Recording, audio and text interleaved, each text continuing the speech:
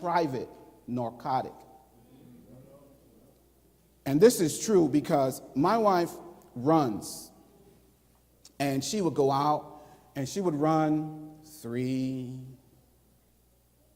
7, 10, 12, 15 miles. And come home and she's all excited. Oh, I just ran 15 miles. That was pretty good. You know, she's wound up. She is excited. I'm looking at her like she is crazy. She goes out, it's 30 degrees outside. She's got on her compression socks and she's got on all this gear and she's running out in the cold. My wife gets out of bed next to me, keeping me warm, to go and... It's a personal thing, but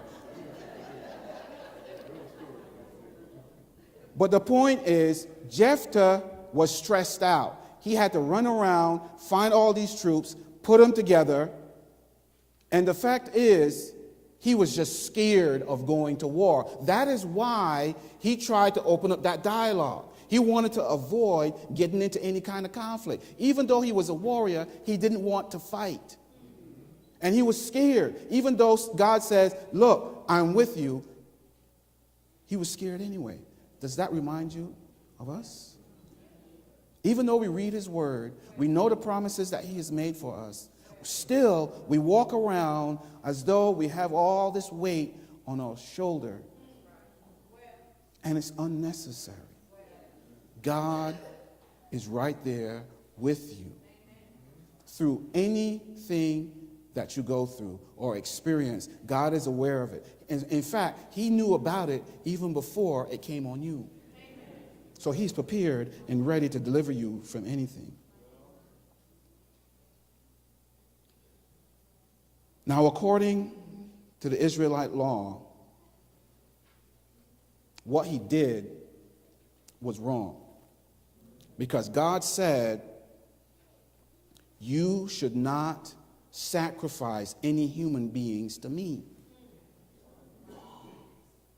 Yet, he made the mistake of offering the first thing that come out of his house. Now look, if he had made that vow today, I can understand that. Because we've got dogs in our house, we've got cats in our home, and even back in the early 90s in New York, the young people of that day, they were raising pot-bellied pigs in their apartments. This was a fad a long time ago. So had he made that vow today, I could understand, okay, the first thing coming out of the house could be the cat, could be the dog, could be the pot-bellied pig. But back then, it was not like it is today. The animal side, right? So why would he make a vow like this, first of all, that God said not to do? And why would you say the first thing that comes out of your house?